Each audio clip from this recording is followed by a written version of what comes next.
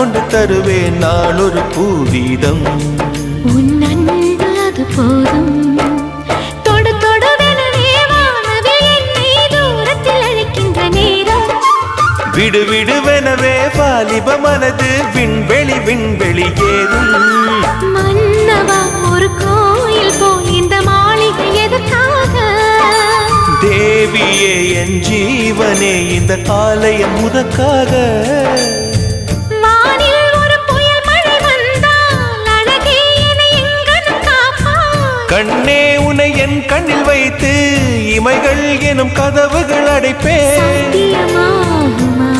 நான் சத்தியம் செய்யவா?